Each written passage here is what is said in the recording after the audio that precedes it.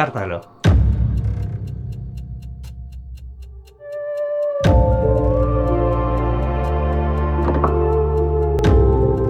Alabazan edo ez bazan, entzun dadila naiz irratian. Tartalok herrian ziren neskak eta mutil guztiak akatu zituen. Bueno, bakarri bat falta zen. Eta horrexegatik herriko alkateak bilera bat antolatzea pentsatu zuen, horretarako zen alkateak pentsatzeko, ez? Eta zuen, gaur gaueko 9:00 bileratxo bat egingo dugu herriko plazan, ikusteko, jakiteko, hautatzeko nor joango da Tartaloren bila. Tartalorekin hitz egitea, herriko neskak eta mutil guztiek alkatu dituzte eta ardi guztiek ere lapurtu dituta eta jan ere.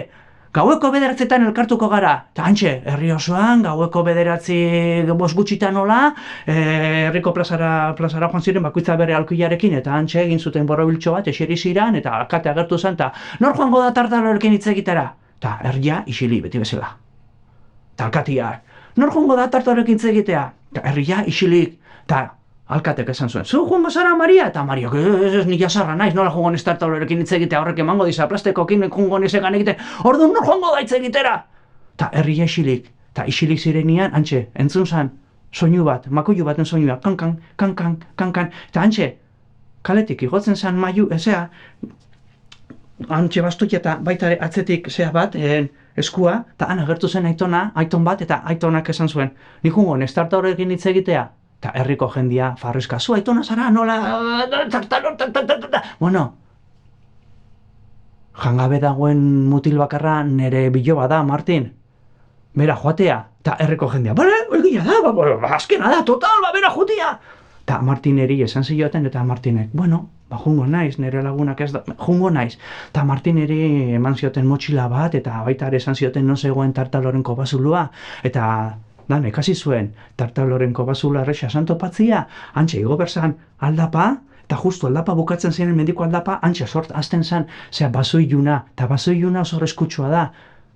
Hantxe sartzen zarenean, horrela esan zion aitonak, begi itxita sartu behar zara, begiak zabaldozkero, harria bihurtuko zara, eta basoiluna bukatzen denean, hantxe gongo da Tartaloren kobazuloren sarrera, eta Martinek dana buruan sartu, motxila hartu, eta horrengo goizian, lehenengo argilekin hasi zan aldapa gora, lehenengo esati jarretxa, hantxe, bere begi frenten, basoiluna, eta Martinek, begiak itxiko ditut, igual tontakeri bada, baina igual arriskutsua da, igual harria bihurtzen ez, eta begiak itxita, hantxe sartu zan, basoilunian, klak!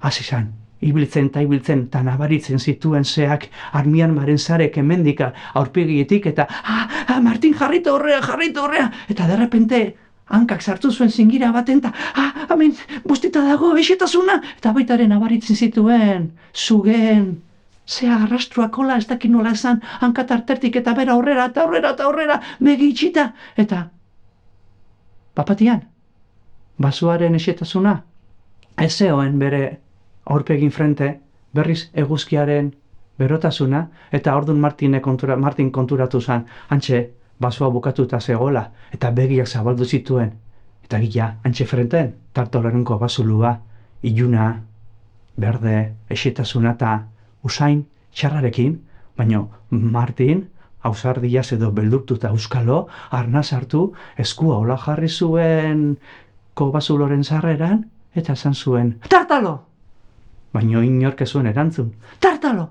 Eta inork ez zuen erantzun, eta zer baki zuen, sartzia, hantxe sartu zanko bazulo barrera, eta iluna, argirik gabe, esetasuna, eta hantxe, bukaeran argi bat, ara junzan Martin korrika, eta argian zegoen tokian, burua sartu eta hantxe zegoen Tartaloren gela, eta gela erresa zan, simplia, zua, ohe handi bat, ohe txikiat, mai bat, eta ardi asko, eta han sartu zen Martin Tartalo, eta Tartalo zegoen, eta bueno, betorri naiz bere bila, eta hemen galdituko naiz, eta eseri zanan bor baten gainean, eta hantxe orduak etorri, Martin lokartu zen, eta lokartu zenean, Tartalo aiatu zen, eta Tartaloan zegoen kobazuloren sarreran, eta sarreran zegoenean Tartolari usain goxua sartu bezesea sudoratek, eta kobazulo barruan mutil edo neska badago, eta usain goxua dauka,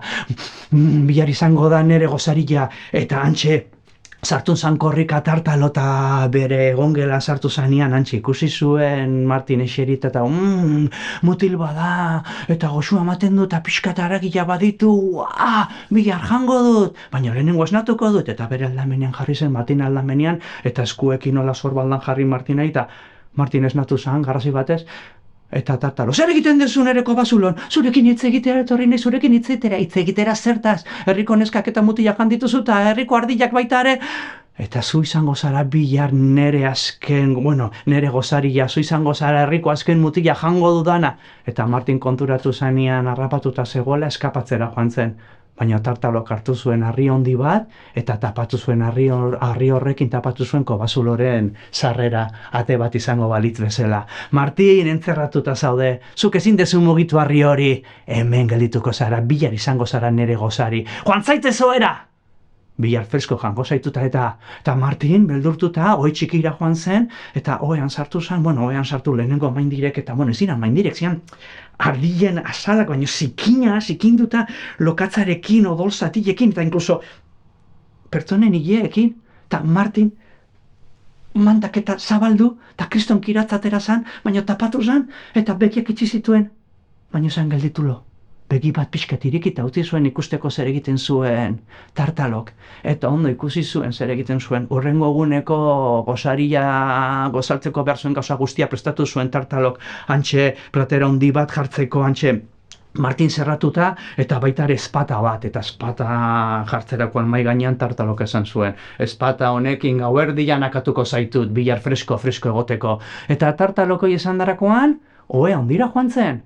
Maindirek zabaldu zituen ondileko eta maindirek zabaltzerakoan eta aterazan kiatzarekin ia Martin hola gintzen.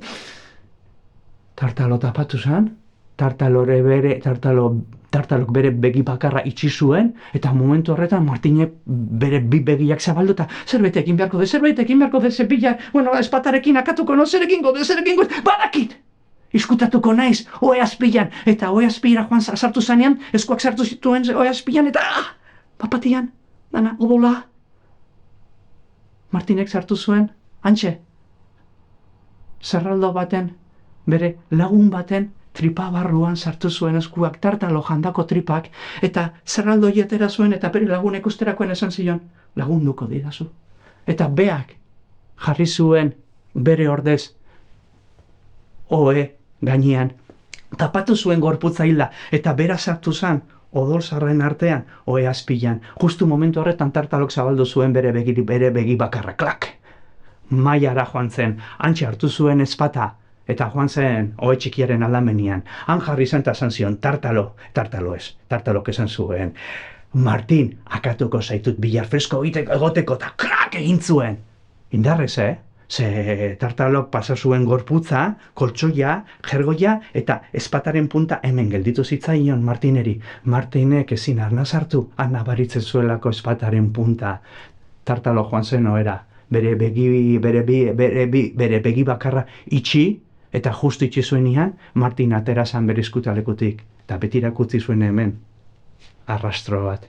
Espataren puntarena. Eta antxe ikusi zuen, eskerrik asko salbatu nazu laguna, baina tartalo dago eta ni biziri nago, eta nik ezin dut ate hori mugitu eta harrapatuta nago. Eta hola urduri zegoenean, derrepentez, hola begiratu zuen, eta zu barruan ikusi zuen.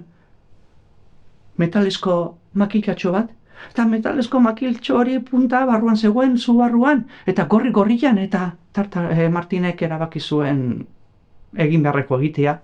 Hartu zuen burdin hori eta joan zen tartaloren ohera, eta antxe, esan zion, tartalo, begian sartuko dizut burdin zati hau itxua gelditzeko, eta krak sartu zion, tartalo esnatu zan garrasi baten, zer egin didazu, Martin, ez dut ezer ikusten, odola ateratzen zan horrela, eta tartaloak hartu zuen, antxe, belar batzuk eta lokatza eta txistua bota eta sartu zuen begian, eta bai, itxua nago, Martin, baina zuk ezin dezu mugitu harri hau. Bihar izango zara nere gozari, Igual. Badakizu zer egingo dudan, Martin? Kenduko dut, atea bezala dakadan harri hori, eta ni jarriko naiz ate bat izango banitz bezala. Eta hemen barruak ardila daude eta zu. Eta banan aterako ditut ardilak. Eta azkena zu izango zara, eta berdin nere gozari izango zara. Martin dardaraz izan, beldurtuta. Eta tartalok esan zuena bete zuen. Harriak kendu, eta bera jarri zan, ate bat izango balitz bezala. Eta antxas izan. Ikutzen eta hau ardi bada kanpora, bost ardi besterik ez eta Martin, hau ardi bada kanpora, lau ardi eta Martin, hau ardi bada, azkena Martin gelditzen zan bakarrik eta zer egingo dut, eta klak, papatian, zerbait biuina zapaldu zuen, antxe zegoen tartalok erabiltzen zuen ardi baten azala alfombra izango balitz bezala, eta pentsatu gabe, zorbaldan jarri zuen, eta tartalok, kak, ikutu baita ereta. Ardi hau, pixkat flaka dago, eta Martineri ideia korritu zitzaion. Martinek egin zuen, be! Eta tartalok pentsatu zardi bazela, kanpora! Eta Martin, ondo libratu naiz! Atera zan korrik asiztu bizian, ondo atera naiz! Baina Martin esen hain listua eta tartalo esen hain txontua, tartalo konturatu zan, Martin eskapatuta zegoela, eta tartalok berezku erraldoiarekin esku erraldoia sartu zuen sakela barruan, eta patrikatik atera zuen urrezko eraztun bat. Urrezko eraztun hori magikoa zan, urrezko eraztun hori behatz baten sartuzkero, eraztunak egingo zuen zan, istutu eta ezin atera, eta gainean, txibatu bazen, tartalok aldetuzkero, eraztunari, eraztunak non zaude, eraztunak bete erantzungo zion, hemen nago, eta jakinda nola garen gizakilok esan zion, Martin, irabazi nauzu, zurezako pari bat, eta bota zion eraztuna eta Martinek, urrezko eraztun bat hartu zuen, eta ez galtzeko, behatzan sartu zuen, eta bapatian, eraztuna, istutu zuen, eraztunak, istutu, eta Martin, ezin detatera, tartatalo, bai, txibato bada, beitu, ni galdetuko diot, eraztuna non zaude, eta eraztuna, hemen nago, eta Martin konturatu zen, zintzula ez ere egin, eta korrik hasi zen, eta tartalo, eraztuna non zaude, eta eraztuna, hemen nago, isildu, eraztuna non zaude, hemen nago, eta Martin korrika, tartalo korrika, eta alako batian, Martinen bidea, bukatu zan, antxe amildegi bat. Eta Martinek ezekin zer egin. Zer egingo, eta Martinek egin zuen, eskuak patrikan sartu pentsatzeko, eta patrikan, antxe zekan, laban bat, hartzaiek erabiltzen duten labantxoiek hasta mozteko, eta egin zuen gauza bakarra. Egin behar zuena. Behatza, moztu. Nera monako lasaten zian. Behatza, edo atza hartu zuen, eta amildegitik bota zuen. Baita ere, eraztuna, eta eraztuna erortzen ari zanean, Martin iskutatu zen, harri baten atzean jarri zen, eta antxe, tartalo, eraztuna non zaude? Eta eraztuna erortzen ari zela, hemen nago, eta tartalo, eraztuna non zaude? Hemen nago, eta justu tartalo. Ertzean zegoenian, azken aldiz galdetu zion eraztunari, eraztuna non zaude? Eta eraztuna erortzen ari zela, hemen nago, eta Martin hemen iskutatuta, tartalok pentsatuz, bidea aurrera joaten zela, pauso luze bat eman zuen, eta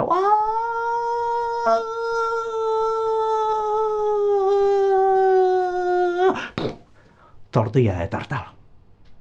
Horrela kontatzen ziaten nire etxean, eta nik horrela kontatu dizuet.